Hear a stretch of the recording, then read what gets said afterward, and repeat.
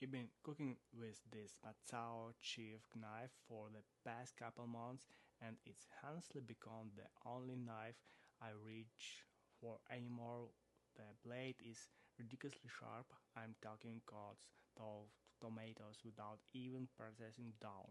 The hammered steel pattern on the blade isn't just for looks either, it actually helps food relays instead of sticking. What I love most is the bottle handle. It's got this natural ergonomic shape that just fits perfectly in your hand even when you're preparing for like a hunt straight. The weight distribution is on point too. It's not too heavy, not too light, just balanced. I use it for everything now. Shopping, carrots, slicing steak, minicking, garlic, even breaking down a whole chicken. The 6-inch blade is the perfect all-purpose size, and the sharpness has lasted this whole time. No dulling.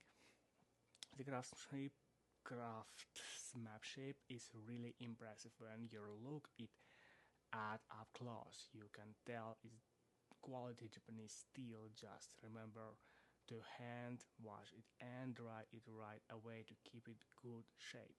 My dad actually gave this to me when I moved in my new place, and it turned out to be one of the most useful things in my kitchen.